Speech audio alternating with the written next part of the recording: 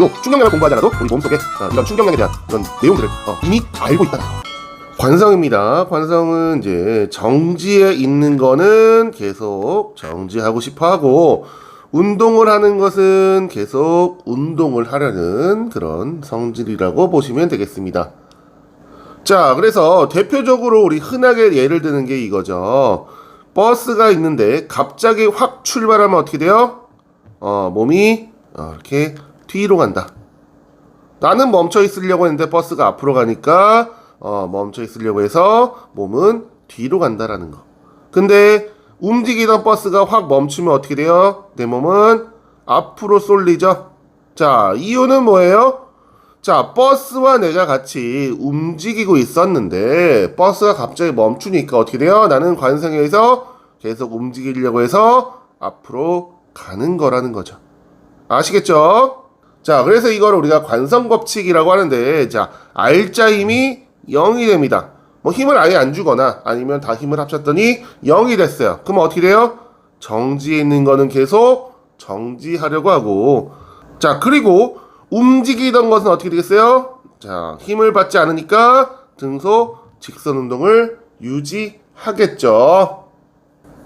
운동량과 충격량을 보도록 하겠습니다. 자, 운동량이라는 거는 이제 물체의 운동 상태를 나타내는 물리량인데, 자, 어떻게 구합니까? 운동량은 mv, P는 mv. 운동량은 질량 곱하기 속도를 구하죠. 그래서 P는 mv, P는 mv. 자, 그리고 우리 단위 못 씁니까? 자, 이 킬로그램 미터 퍼 세크스죠. 그쵸? 그래서 질량하고 속도의 곱이니까요. 그죠?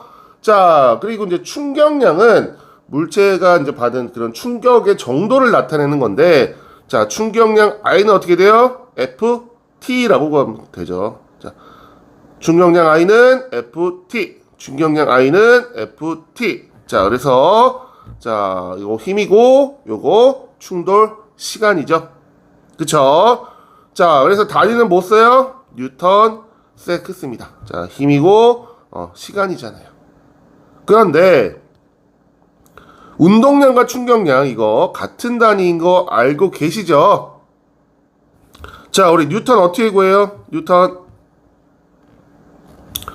자, 질량 곱하기 가속도죠? 근데 여기다 어떻게 돼요? 시간을 곱하는 거니까 요거 이렇게 지워지면 자, 같은 거죠. 그죠? 같은 거죠. 그죠? 그래서 운동량과 충격량 같은 단위라는 거 실제로는 자, 잘 기억하시기 바랍니다. 자, 그래서 이제 충격량 같은 경우는 이제 그래프가 좀 많이 나오기 때문에 좀 그래프를 잘 기억을 해야 합니다. 그래서 자, 보통 요런 그래프 많이 나올 거예요. 요런 그래프. 자, 충돌이 일어나면 힘이 점점 증가했다가 최고점에 됐다가 다시 힘이 이렇게 줄어드는 요런 그래프를 많이 보일 거란 말이에요. 그죠? 자, 그래서 우리 요거의 밑넓이가 뭐가 된다? 바로 우리 충격량이 된다. 이 밑넓이가 충격량이 된다. 아시겠죠? 운동량과 충격량은 어떤 관계가 있냐? 아까 앞에서 봤듯이 단위가 같다라고 했잖아요. 그쵸? 자, 그래서 우리 중등과학에서 배웠던 자, 일과 에너지의 관계하고 좀 비슷해요. 자, 일을 해서 에너지가 늘어날 수 있고 에너지를 투입하면 일을 할 수 있고, 그죠? 자, 운동량과 충격량도 마찬가지입니다. 자, 운동량이 있으면 뭔가 충격했을 때 그 운동량이 충격량으로 가는 거고, 그리고 운동하는 어떤 물체에다가 그 충격량을 주면 그게 운동량으로 가는 거고, 그래서 이 일과 에너지 관계하고 좀 비슷해요. 아시겠죠? 자, 그래서 예를 들어서 자, 가만히 있는 물체에다가 내가 충격을 줬어요. 그럼 어떻게 돼요? 그 물체는 그 충격량만큼 운동량이 생깁니다.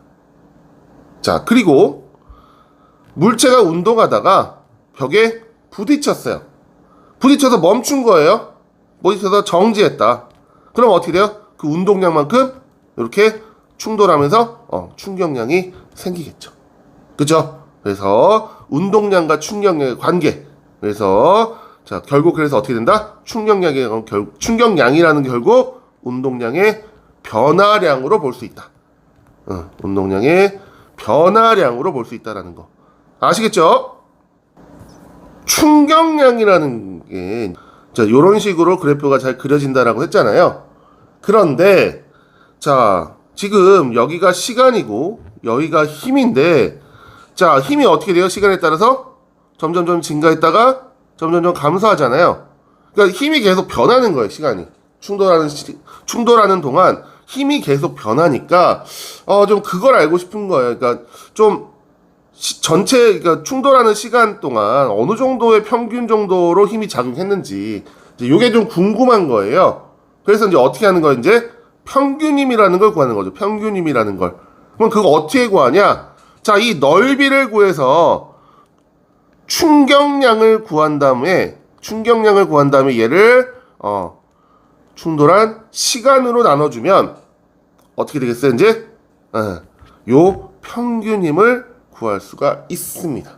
그쵸? 그러면 그게 어떻게 되는 거 이제 그 시간 동안 요 정도 힘으로 계속 작용했다라고 볼 수 있는 거겠죠?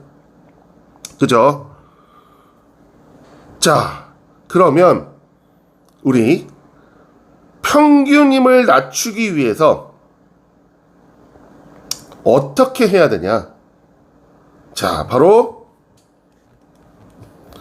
원래 요렇게 있으면, 자, 충격량은 변하지 않을 거 아니에요. 만약에 이렇게 공이 요렇게 이제 벽에 부딪혀서 정지한다라고 한다면, 자, 요게 부딪힐 때 운동량 자체가 고정이 되어 있으니까 충격량은 똑같을 거 아니에요. 근데 이제 어떻게 하면 우리가 그 평균 힘을 줄일 수 있냐? 바로 충돌 시간을 길게 하면 된다는 거예요. 이 두 개의 면적이 같은 거잖아요. 그쵸? 근데 길게 하면 어떻게 돼요? 이제 시간이 늘어나니까 어떻게 돼요? 평균 힘이 줄어들 수밖에 없는 거죠. 아시겠죠? 그래서 이렇게 우리 요거 잘 기억하시기 바랍니다. 충돌 시간을 늘려서 평균 힘을 낮추면 그 물체나 이런 것들을 안전하게 보호할 수 있겠죠. 그래서 우리 그 안전에 굉장히 이 요거를 많이 사용하고 있습니다. 대표적으로 이제 그런 이제 쿠션 같은 것들, 뭐 문제에서 많이 나오는 게 뭐겠어요? 이제 계란이 이렇게 떨어지는데 맨바닥에 떨어지면 충돌 시간이 어떻게 되겠어요? 짧죠? 그러니까 계란이 쉽게 깨진다. 근데 자, 여기 쿠션이면 어떻게 된다? 쿠션이면 얘가 떨어지면서 어떻게 돼요? 이제 살짝 들어갔다가 나오겠죠. 그러면서 어떻게 돼요? 이제 충돌 시간이 길어지겠죠. 그럼 어떻게 돼요? 평균 힘이 낮아지니까 이 계란이 보호가 되더라. 아시겠죠? 충돌 시간을 좀 길게 해서 충격량은 변하지 않지만 충돌 시간을 늘려서 그런 이제 평균 힘을 낮춰서 뭔가 이렇게 안전하게 하는 그런 것들이 많이 있으니까 교재에 많이 나올 거예요. 그래서 뭐 에어백도 있고, 자, 뭐 아까 얘기한 대로 그 쿠션이라든가 매트 같은 것도 있고, 그죠? 그래서 그런 것들 자주 나오니까 한번 책에 한번 확인해 보시기 바라고요. 자, 우리 몸에는 요 충돌 시간과 이 평균 힘의 관계를 우리 몸은 미리 알고 있습니다. 네. 자, 이게 제가 언제 경험했냐면, 자, 우리 선생님이 이제 어렸을 때는 학교 선생님들이 많이 때리셨어요. 많이 때리셨는데, 자, 어디를 많이 때렸냐? 이렇게 이제 좀 잘못을 하고 이러면 이제 이렇게 벽을 짚고 이렇게 서 있으면 선생님이 여기 이제 엉덩이를 이렇게 매로 이렇게 때렸어요. 엉덩이를 이렇게 탁 하고 때렸어요. 그럼 굉장히 아프겠죠. 그죠? 그래서 이제 그냥 맞으면 되게 아파요. 그러면 이제 우리가 이 충격량이라든가 이런 걸 배우지 않아도 아예 우리 사람은 본능적으로 어떻게 하냐? 엉덩이를 살짝 뺍니다. 네. 맞는 순간 엉덩이를 앞쪽으로 살짝 뺍니다. 요렇게 엉덩이를 살짝 뺍니다. 그러면 어떻게 되는지 충돌하면서 이 막대기 이거 막대기 충돌하면서 어떻게 되는지 살짝 앞으로 가면 어떻게 돼요? 충돌 시간이 길어지겠죠. 그러면 어떻게 돼요? 평균 힘이 내려갑니다. 그럼 어떻게 돼요? 아픈 게 덜하다는 얘기예요. 아시겠죠? 학교 다녔을 때 이제 맞으면 이렇게 엉덩이를 살짝 앞으로 하면 조금은 덜 아팠다. 그래도 굉장히 아팠습니다. 그래서 이거 아는 선생님들은 못 움직이겠어요. 이걸 아는 선생님들은 못 움직이겠단 말이야. 자, 그래서 우리가 실제 요 충격량을 공부하지 않아도 우리 몸속에 이런 충격량에 대한 그런 내용들을 이미 알고 있다라는 거. 잘 아시겠죠?